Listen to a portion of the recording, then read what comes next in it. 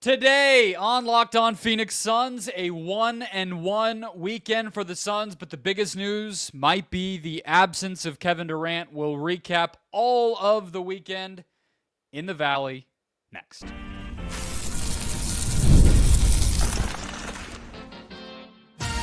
You are Locked On Suns, your daily Phoenix Suns podcast, part of the Locked On Podcast Network, your team every day. Welcome back into Locked On Suns. I'm Brendon, Kleen, a staff writer at Awful Announcing and a credentialed Suns media member. Thank you for making Locked On Suns your first listen to kick off your week. Don't forget, Locked On Suns is free and available on all platforms, including YouTube, so click that follow or subscribe button. Do what thousands of other Suns fans have already done. Become an everydayer and get locked onto the Phoenix Suns right here each and every day. Today's episode is brought to you by Gametime. Download the Gametime app, create an account, and use the code Locked On NBA for $20 off your first purchase. Joining me, as always, from the Wild West Valley, my fellow Suns credentialed media member. How are we feeling on this Monday, Ben Garcia? I'm good because the vibes are still very high in Phoenix, but I thought they were going to win that one. I thought they were going to do it. But man, is DeMar DeRozan and De'Aaron Fox really good. Man, some of the two most underrated star players in the NBA, like so underrated. I mentioned to you before this. I totally forgot because I'm just so used to the Sabonis, Monk, De'Aaron Fox team. I forgot they got DeMar DeRozan. That game starts, and of course I knew about it earlier than that, but I was like, oh my gosh, what a trade that just went so under the radar. That team is so fascinating. This is not Locked On Kings. This is Locked On Suns, but just a very fascinating team that I thought the Suns were going to pull it out, but 8-2 through 10 games, I am not freaking out. We will get to the Dallas game. We will get to Kevin Durant missing at least a couple of weeks with a calf strain, but let's start with that 127-118 loss in overtime at home, Ben, by the Suns to the Kings that you were just referencing there. So I had a few things on this one. I think that this was just like an open gym, like track meet of a game.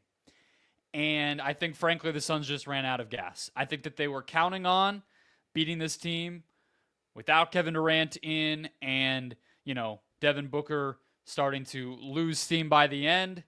I think they were trying to three-point their way into a win. The Suns took 57 threes in this game. And if a few bounces go a different way in regulation, I thought the hustle and the commitment to playing fast and matching what Sacramento brings was right there. But once it did get to crunch time, clutch time, and into overtime, I mean, these two dudes have been nominated for the Clutch Player of the Year award. I think both of the 2 years it's existed in Fox and DeRozan. Won it. Yeah. And so I don't know if DeRozan did, but I know Fox did. No, DeRozan's been nominated both times. Fox got it the first year, and last year I believe it was Shea that won it. But yeah, you got out executed late, and you couldn't guard those two dudes. And sometimes when you allow a game to get deep like that, that's how it's going to go. Yeah, I think it's definitely fair to say Devin Booker is in a slump. I think we can get to him in just a second, but kind of condensing this whole game. Would we have said that if he didn't miss some shots at the end? I mean, he wasn't in a slump most of the night. Yeah, well, he was 9 for 20. He airballed a couple threes and whatnot. He airballed two bad threes, man. And I think those were fatigue more than anything. But Booker was not my biggest takeaway. I'm still not worried. Yeah. If you want to say it's a funk or not, I'm not really worried about it. I don't even want to spend that much time on it because I think he's going to be fine. I know he's going to be fine. I thought Budenholzer got outcoached for the first time all year. I thought, I mean, it wasn't just Eddie Johnson. I guess this is hindsight because we're doing it after the show. But there was multiple times where I'm like, guys, double DeMar DeRozan. Like, get him off his spot. Anyone, just let anyone, like if De'Aaron Fox beats you at that point, you're like, well, DeMar DeRozan was just going to beat us. Like, get someone else involved that isn't just DeMar DeRozan getting to his spots and just making bucket after bucket on you. I didn't think Royce O'Neal did a particularly bad job. I thought the Kings, after the Suns got up, I think it was like 101-93, I thought the Kings turned that game into what you said, a track meet, and had the Suns play their style of basketball And I do think that's a referendum on and an indictment on Mike Budenholzer. I thought there was times he could have slowed the game down, got the Kings out of their rhythm. Granted, you got to make shots for that to happen too, so it's a little bit on the Suns. But I did think this was the first night that I thought Budenholzer got out-coached. Not a sounding the alarm, not anything crazy. Just like every now and then, you don't have your night. I thought tonight was not a great night for Budenholzer. Yeah, I agree with you on the DeRozan thing, and I wanted to bring that up. I don't agree. I mean, I don't think a coach can slow a game down. I don't know. I think the Kings just do that to you. I think find but isn't that your job as a coach to get them out of their rhythm? Well, how? I mean, because we agree on DeRozan, right?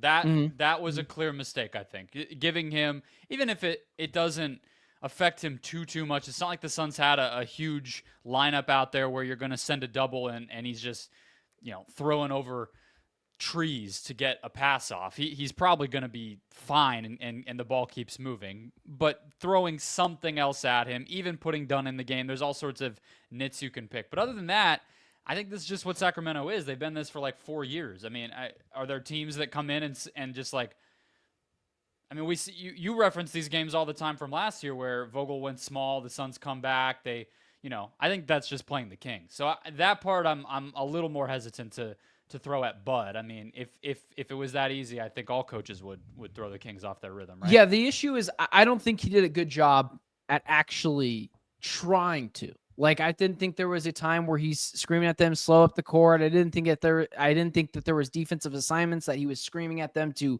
go and hit. We'd already mentioned the DeRozan thing. Yeah, I mean, I do think Budenholzer did get out coached in this game. I don't think Budenholzer is a terrible head coach, but I also do think it's I think it was 60% Bud. I think it was 40% the players were gas because De'Aaron Fox was getting to the rim at will and wasn't even contested half the time. And I think that just happens to do with war of attrition. The Suns team's been playing a game every other night. They were just in Dallas the other night. They did look gassed. I do think with Durant, maybe even Nurkic, they win this game. But at the end of the day, you're running Tyus Jones out there for 40 minutes, Booker out there for 43. I mean, Mason Plumlee, for goodness sakes, is almost playing 30 minutes in this game. It was overtime. Well, yeah, but you don't do that if Nurkic is playing. And you don't do that if KD's playing. So you're just running guys into the ground. So I do think 40% of the players, I would give a little bit more to Bud, just not adjusting enough to DeRozan, I think is the biggest thing. So we also saw Bradley Beal giving a ton in this one. He has DeRozan fall on his left knee. At one point he had a right ankle that kind of got tripped up, and he's throwing himself in for offensive rebounds. He's taken threes. He was pissed off at himself in that right corner toward the middle of overtime. And I just wanted to shout out Bradley Beal for this game. I mean, this is the type of thing. We're going to get into more of the details of the Durant injury and the trickle down of it, but this is the type of thing we're going to have to see from Beal for the next couple of weeks while KD is out. Bradley Beal is so unselfish, man. I don't care about his points, how many he's scoring. I mean, he shot 50% from the field tonight. He wasn't great from three-point land. He almost put them back in it with that 4-point play. There are just, and I'm happy. I do want to say this because I do think these people are stupid and people need to stop reading into these things or retweeting it on Twitter or whatever it is. There are dumb accounts out there that say things like, well, Bradley Beal and Devin Booker have not been good this year. Yeah, but Bradley Beal hasn't shot the ball as effectively this year. Sure. I don't really care about that too much. He has done everything that this team has asked him to do. He has played better defensively. He is getting in the mix for defensive rebounds. He is way more engaged this year. He is doing all the little things that do not show up on a stat sheet. I thought Bradley Beal was phenomenal tonight. And you could just tell that guy is frustrated with himself for getting in harm's way and getting injured. Not that it is his fault, but you can tell he's so frustrated by it because he wants to be in the game so bad. At one point, he's laying on the ground. And so when I see dumb accounts try to go after Bradley Beal, sure, it's fair to say Booker hasn't been great this year, and the Suns are 8-1 at that point, 8-2, and I see Bradley Beal doing all the little things. Like, just stop listening to those people. Those are box score watchers, the people that I'd be surprised if they even watch the game. So, Yeah, the Bradley Beal thing just gets a little frustrating because everyone expects him to be 40-point a night, Bradley Beal, and that's just stupid. That's not what he is. He's a superstar role player, and he's accepted that role on this team. And I mean, that guy's been great, man. He's been everything and more for the Suns team, as long as he shoots a little better. Yeah, and I think, well, he's thought 37% on the season. Just had a little bit of a cold night tonight. I think he'll just a little bit better, right around there. He needs to be aggressive like this. Is kind of where I wanted to highlight. I mean, 18 shot attempts, and continuing to push the gas and be. Yeah, look, defensively, he was one of the guys getting cooked by DeRozan, getting cooked by Fox. That's just kind of what it is. But he's taking those matchups every night, and for the time being with KD out, he's going to also need to be a consistent number 2 option and really looking for his own shot. And I thought seeing him do that tonight was also a good step. But yeah, you're going to lose some. I mean, look, was not any going to be undefeated in the clutch forever. Yeah, exactly. And was anyone going to even Ryan Dunn? Let's say Ryan Dunn was going to be awesome tonight defensively, and I thought he should have played more. But was anyone going to stop those guys tonight? Was anyone going to stop DeMar DeRozan tonight? Like when you're probably just not on in one, single you're coverage. just Yeah, no, and the fouls didn't help. He got some and ones and everything else. So yeah, it happens. He's been doing that for 15 years, and sometimes you just tip your cap. Let's get to Dallas, where the Suns were on the right side of another clutch game coming up next.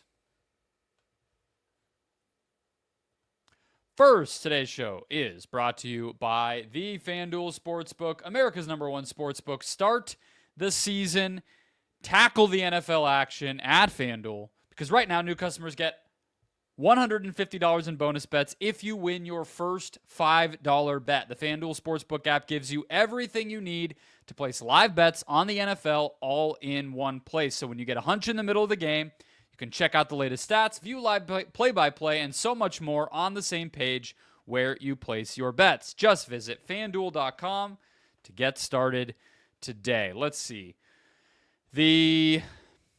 What do we got here? What is the biggest minus odds on Monday night in the NBA? Rockets at home against the Wizards, minus 950. That feels very safe. The Wizards are an atrocious basketball team. Put your 5 there. Get the 150 in bonus bets, and then you can start to get creative. Maybe a little Ryan Dunn Rookie of the Year, maybe a little Kevin Durant MVP, maybe a little Cardinals to win the division, whatever catches your eye. All at FanDuel.com. Never waste a hunch and make every moment more with FanDuel, an official sportsbook partner of the NFL. All right, Ben, let's keep it rolling here. So, loss Sunday night to the Kings. Let's rewind a little bit more. Suns won a crazy one in Dallas on Friday. Jusuf Nurkic with a couple of big buckets late, including a free throw that put the Suns at 114 to win the game, and then he missed the first, had to make the second. They were supposed to make the first, miss the second. It kind of got hairy there. And just it couldn't be more different, I feel like, than how we felt. I wish they could have just won the Kings game so we could keep the good vibes rolling, because after this one, if you had asked me, I would have said, Suns are winning the finals. This clutch thing is real. It's over, because they seem to be, graced by God in this game. What did you think of the Mavs win? Well, the Suns are still the first seed in the West. Like, let's just put that out there right now. They have not changed anything. They're still ahead of the Oklahoma City Thunder, still ahead of the Warriors. They still have that buffer. I thought Nurkic was downright awesome. And my thoughts in that game was, that's the use of Nurkic that the Suns need. Now, he's not going to always be clutch time, Johnny on the spot, Jusuf Nurkic, but I still feel like Suns fans get upset because he's not Joel Embiid, Nikola Jokic, or whatever. Maybe because he's surrounded by so much superstar talent that they just expect him to be awesome. I don't think that anybody's expecting him to be Joel Embiid. I think they'd like him to be good. They'd like him to be this guy every night. That's the thing I think is actually a better way to put it. Yeah, but if we just said a baseline for Nurkic has been good. Like, to the mildest, flattest extent, he's been good and good enough to win games. Nurkic in this game we saw today. If he plays in this game, maybe the Suns win. Maybe they don't have issues with Sabonis and trying to get the ball and scram and boxing out Keegan Murray in this game. Like, Nurkic is clearly important to this team, and Walker Kessler is not coming in and doing what Nurkic does, or Nick Richards is not coming in doing what Nurkic does. He's been good for this team. He was Johnny on the spot, And without them, they lose that game. And then you're looking at a potential Kevin Durant gets injured. The Suns lose to the Kings, back-to-back losses. Oh no, is this team not as good as we think? He was really good in that game. And I still continue to think he's undervalued by Suns fans. And I'll continue to puff my chest out that Nurkic is better than Suns fans think, not worse. Even though I think that is at the very baseline, he has been good. And I use that in the loosest of terms, but he has been. What did you see? Yeah, I have two takes on the game, but to stick on the Nurkic thing, I mean, he still got benched. Like, that all happened. Just because he has some better games later after that doesn't mean that, I don't know, like, he's a matchup-dependent player. I think he's been very good in the Dallas games. I think that he seems to be able to use his size against Gafford and against Powell and against, their super tiny lineups and be really effective. He seems to have kind of a usefulness with Luka just – zigzagging around in the paint, and it's not quite a high flyer or a, real guy that he's having to keep track of. He's good against the Mavs, but, take the good with the bad, and I think we can kind of... It's exactly that. Take the good with the bad. It's exactly that. You said it. Yeah, Sorry. Yeah. You absolutely said it. I just think we don't have to say just because he has a good game, Suns fans are wrong about him. He had a good game. And I do think then he'll have a bad game, right? I'll stand on I think Suns fans are wrong about use of Nurkic. I still think that. I think he's better than Suns fans think. I don't think he's worse. But I guess that's subjective. You might think that Suns fans have a different opinion. I see them throwing him in trades every day. I see them slandering him. I see them saying, get this guy out of here. But it really is all subjective. That's not an indictment on you. That's just what I've seen. It might be different for you. So my take was the defense. My take was that this was their best defensive game of the season. I think that as a individual options against Luka, we saw Royce O'Neal, we saw Bradley Beal, we saw Grayson Allen each, get a crack. Luka was a little bit, less than his best, and Kyrie basically picked up the slack. I think Tyus getting burned by Kyrie was a little bit worrisome. But overall, I understand I'm looking at a game where they gave up 113 points, 51% shooting. I get all that. But I just think that you really are seeing this team defense rotate, execute, understand and develop chemistry, build, positioning and an understanding of what Bud wants them to do, and individual pieces kind of stepping up. Durant, Royce, Okogie obviously Dunn, Beal, and I just really liked what I saw, especially in this game. Dunn didn't even play. So I was really, really optimistic about where this defense is, basically 10 games into the year coming off of that win. Timely, just to kind of expand what you had said, I was more impressed with their, and you I don't think you're wrong saying the defense was good, but I think more so what the Suns continue to prove through, at that point, 9 games this season when they were 8-1. I know that feels like forever ago because each loss feels like 10 years. They have continued to prove that when it matters the most, they can get timely stops. They can hunker down. They can screw in the bolts that are a little loose, hunker down and get a stop. Because I'll be honest with you, when they got down in that game, I think it was 107-103 at one point in the game. I was like, gosh darn it, they're not winning this game. And up until the Kings game, I have said to you like 5 or 6 times, maybe because I just have PTSD from last year's Suns team. I was like, they're not winning this game. And I was already preparing myself for, 8-2 or 7-2. That's pretty good. I mean, it's better than what I thought they'd be. So this team continuously showing in not just clutch times, but at the end of first halves or at the end of third quarters or at the start of fourth quarters, getting timely stops, which I think is such a big deal. They don't need to be an awesome defensive team. That's not who they are. Can they get timely stops and then on the other end make the team pay by getting buckets? And I think they can. I think that's, for me, on the defensive side what the Suns showed. Do you get what I'm saying? Do you get what I'm saying by that? Sure. Yeah, I mean, okay. I think I kind of made that point with the Sixers game, right? I think that was kind of my version of that they're not going to necessarily maybe be the best of the best defenses, but the other guy I wanted to show highlight was Royce O'Neal, who was a big part of that. And not only has he been an on-ball option that I think has been better than he was last year for the Suns. We have the image of him trying to guard Ant and everything down the stretch. But I think that he's been better there, but he's also one of the best team defenders on this team. He gets that sense of positioning and how to kind of overhelp and overload, but recover. He's just been the epitome of, I think, everything that Mike Budenholzer kind of wants to do on that end and really setting that example. It's kind of surprised, we'll get to it next, that he didn't start for Durant, but maybe that could change. He makes 4 of 4 threes in this game. His rebounding has been excellent. We thought Grayson Allen was going to be 6th Man of the Year candidate. It seems like this guy is actually taking that place, Ben. Yeah. I mean, just shooting a measly 53, 52, 88 splits from the field. Yeah, just measly what Royce O'Neal has done. The most impressive player this year, or exceeded expectations than what we thought, was Royce O'Neal. This is what I'll say to you, because I don't want to do trade machines. I don't want to do anything like that. But at this point in the season, you can't even mock him in a trade. That's how valuable he's been. If you tried to tell me you could get Royce O'Neal for Dorian Finney-Smith, I would not do it. He has been that good for this Suns team. So just really quickly, while Suns fans, whatever, looking towards the future, trade deadline, whatever it looks like, whatever the Suns team could look like at that point in the season, Royce O'Neal is off the table right now, correct? Like, can you imagine a team without him right now? No, but it's a long way to go, but we never thought that was going to happen. Neither of us. I thought he was probably the 3rd most likely guy because, like you mentioned, like a Dorian Finney-Smith, like it really was like, can he be a good 3-and-D forward? And that's the most valuable thing in the NBA. So if he could play well, then of course you're not going to want to get rid of him. So I think Allen, Okogie, Nurkic were always more likely to go. Probably Allen and Okogie at the top of that, and I still think that.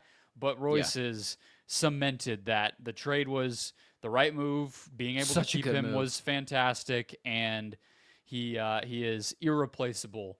We thought he was overpaid when he signed the deal. Or at least I did. Yeah. And they gave up 3 second-round picks from him? Oh my goodness. Such a good deal. I mean, that is a steal at this point. Royce O'Neal looks like he's turned back the clock and has become Utah Jazz Royce O'Neal. And he's 32. Yeah. Like, he's not necessarily young. So good. Okay. So good. O'Neal will be part of the replacement process for Kevin Durant as the Suns get hit with the injury bug for the first time. What will the Suns do to replace their MVP? Next. First, today's show is brought to you by the Gametime app, the best place to buy any ticket, sports, comedy, concert, theater, more. Gametime also has a new feature called Gametime Picks that makes getting tickets to see your favorite teams play live even easier. Gametime Picks filters out the fluff to show you only incredible deals on great seats, so you don't have to waste time searching through thousands and thousands of tickets. What that means is if you go to a city, if you go to an event, and you search it up, and you say, I want to go to this, but I don't want to break the bank, they'll say, great, we got you. Here's the best value option for your event, for your city, without going crazy. You want to go to a Cardinals game? Okay, here's the best value seat. It might be upstairs, might be downstairs. Either way, it's the best value versus that face price. In addition to the seat views and all-in pricing, the things that Gametime has always been known for, you can take the guesswork out of buying tickets with Gametime Picks. So download the Gametime app, create an account, use the code LOCKEDONNBA for $20 off your first purchase. Terms apply. Again, create an account, redeem code LOCKEDONNBA for $20 off. Download Gametime today. What time is it? Gametime. All right, Ben, closing out the show here. Kevin Durant estimated to be out somewhere in the neighborhood of 2 to 3 weeks. Shams Charania broke the news. According to John Gambadoro of Arizona Sports here locally, I don't want to say that him missing time is purely precautionary, but Gambo's reporting seemed to indicate that it's nothing extreme, nothing severe, not a major injury, but more out of, hey, we know KD and calf. We don't need to revisit the history there. The dude has very long legs. He's been playing a lot of minutes. He's an older guy. They need him to be at his best. Let's put him on ice. and let him heal up. Is that your read on it? Yes, but TBD. I'll be honest with you, Brendon. I'm a little worried about it. It is the same calf. Did we find confirmation on this? We should have asked you before the show, but Kellen Olson of Arizona Sports reported it is the same calf. Did you see anything different? Yeah, I'm not exactly sure, to be honest with you, if it's the same. It's not the same that he tore the Achilles. That was the right in 2019. But as far as the Olympics calf injury that he dealt with, places are really bad about reporting the side of the body. I don't know if you've had this experience, but you can never find it. So I don't know the answer to that question. Well, I'll go with Kellen's reporting, which was it is the same calf. Kellen is a very good reporter. He doesn't make things up. Maybe it's not true. Yeah. If it is the same calf, which I'm going off of it does worry me a bit. This was the calf in the Olympics that kept him out like a month. Now, it's the Olympics. If you're talking about being cautious, they're being even ultra cautious with Kevin Durant because it wasn't the NBA playoffs. They don't want him getting injured, not playing for the Suns. The fact that it's flared up again worries me that it could be one of those issues where it just flares up all year long and it just continues to flare up. And that worries me because the Suns desperately need him to be a cornerstone in this offense and to be here and to play 70 games again or 65 plus games again. If he's not in the lineup, we start to get into the territory of last year where Kevin Durant, Bradley Beal, Devin Booker are never in the lineup together. And it worries me. What about you? What's your read? Yeah, I think it was weird with the timeline at the Olympics, right? Like if we take ourselves back there, it felt very day by day. There was the disagreement with Brian Windhorst after he initially came out.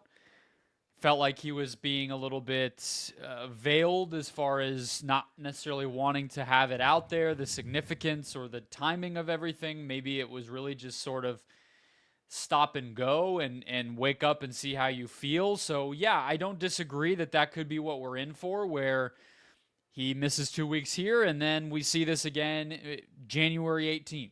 And it's Kevin Durant missing some time with a left calf strain. But here's the thing. I mean, he's 36. I don't necessarily go into these seasons expecting that Kevin Durant is going to be like last year was awesome. Last year was, I don't want to say an anomaly, but just, I mean, it's bodies, it's sports. It kind of was an anomaly. Yeah. So it doesn't like scare me to the point where this is something that I couldn't foresee, but obviously we saw tonight the Suns' winning streak ends. The first game he's out. Royce O'Neal does fall off a little bit when he's asked to maybe do a little bit more. Ryan Dunn comes in, misses his threes. Like this is not a player who is possible to replace. It's not possible. And then you throw in Beal getting dinged up, Nurkic getting dinged up, Dunn. Okay, he's back, but that's one more twist away from being right back to the bench. So when I said the Suns got bit by the injury bug, it feels like there was a swarm all of a sudden on the plane with them to Dallas or something, Ben, because this is a lot all at once here. Yeah, I'm trying to find exactly who the Suns have. Okay. It would just be nice if their schedule eased up a bit, and it does not. It is. No.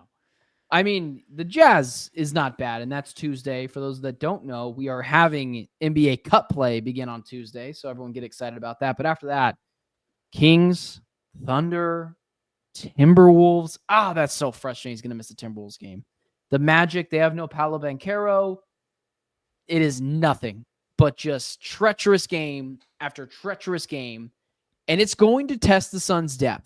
Now, we don't know the severity of Yusuf Nurkic. He might be fine. It might just be one of those things where, like you said, touch and go. But I am worried. And, it's so funny that you said that. You were like, because it's not fair, as I shouldn't be so worried.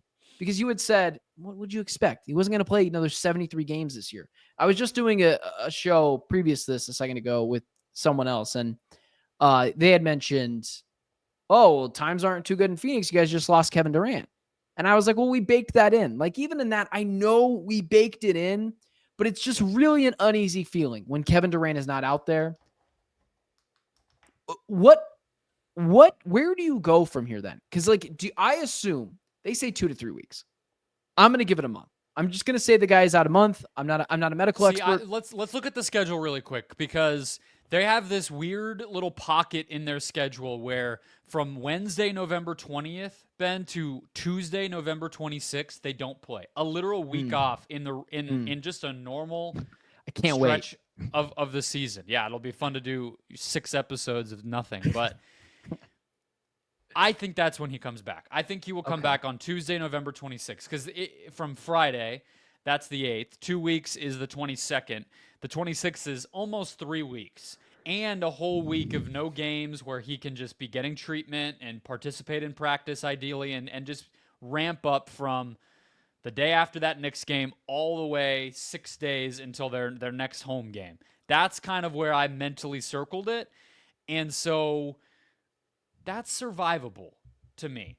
I think that the problem is, as we saw tonight, is they're going to be a team that is very dependent upon a combination of Devin Booker and three-point shooting. And we've both discussed that, like, this team is going to be an execution and kind of just enough defense. And the defense, frankly, will take a hit without KD too. This isn't a team that wins on the offensive end. And so that is where I start to get worried. Does this ask too much of Book? Does this, lose them some valuable reps of building in this hierarchy and kind of structured randomness that they've wanted? That's kind of what bums me out, is like they had such a flow going and it felt like they were building chemistry, and that's going to be lost time. But I could see them winning a handful of these games anyway. Okay, what would you say you would like to see them go? Let me give you those teams really quickly. Yeah. So you expect them to be back against the Lakers on the 26th. So that is effectively 1, 2, 3, 4, 5, 6 games without Kevin Durant. And they already lost one tonight, right? Okay, you're right. My bad. So 7 games without Kevin Durant. Yeah. So, but yeah, let's X that one out. Whatever. Let's just go the next 6. Jazz, Kings, Thunder, Timberwolves, Magic, Knicks, Lakers. Well, Knicks. Sorry, Knicks, Magic, so Timberwolves, Thunder. I think Kings, you try to go 3 Jazz. and 3. I think. Okay, 3 and 3. So you're just trying to tread water. Utah, you should be able to beat. I think becomes Orlando, a must-win at home minus Paolo. It is the second night of a back-to-back. You're flying from Minnesota. That sucks, but it's a 1:30 game in Minnesota on a Sunday, so it's like 36 hours later. And then you just try to steal one of the other ones. Can you beat the Knicks 2 days later? Can you beat Oklahoma City maybe? Can you get revenge on the Kings and just win another shootout? That's kind of what you would hope. You beat the 2 that you should, and then steal another one, and you break through 500. I'll say, I'm going to say, because this is such a tough schedule, I want to see them go 2 and 4. Go 2 and 4. It just, come on, man. The Thunder are 8 and 2. They're just as good as the Suns right now. The Timberwolves, we'll see. They're not as fierce as they were last year. It's 10 games. And then the Knicks, you know what? 3 and 3. Steal one against the Knicks at home. Steal that one against the Knicks at home. That is not a team that is so so awesome that you'll just lose to them. So you know what? Start. Yes. So 3 and 3. 3 and 3. I'll meet you in the middle there. So I was going to say really quickly, do you expect them to make the change next game, Royce O'Neal in, Ryan Dunn out? Probably not, just because I think if Bud knew what he was doing there, right? I mean, you don't want to rip around the rookie's confidence, in my opinion. So you can always close with Royce. You can still give him more minutes. It might be nice to have Dunn in there as a defensive option, especially if you're asking Beal to do more on offense. If you can put Dunn on the opposing team's best player rather than Beal always having to get those matchups, that might be nice. So considering, even if it's a month like you said, it's good reps. I don't think you have to overreact. If it gets really ugly and he just can't make shots, maybe you do put O'Neal in at a certain point, but I don't think one loss when he's coming back from an injury. I don't think you do it then. That's fair. That's fair when you put it that way. It is so hard not to go into PTSD mode from last year and catastrophize. Seriously, I am doing the best I can to be like, it's okay. Everyone's fine. We're 8 and 2. I'm the one that preached this. And still, I'm catastrophizing a little bit. So when you put it like that, we're going to be all right. We're going to be all right. We just need to get Kevin Durant back. We'll see if Nurkic is out for any sort of extended period here. Did they ever say exactly what that was? Left ankle. Yep. Okay, so it was an ankle. Okay. Mm-hmm. Okay. All righty. So, Oso stepped in pretty well. Plumlee played decently, but that would be a loss. I wasn't sure if it was his knee. I was not sure. They said on the broadcast left ankle, so hopefully that's okay. Yeah, when he didn't come back in at halftime after halftime. Well, that makes sense that he didn't come back in because once you get out, you take that shoe off, you're not coming back in. Okay. Here we go. We shall see. More content coming your way as the Suns road trip begins on Tuesday in Utah. Hit follow, subscribe if you have not already. Become an everydayer. We will talk to you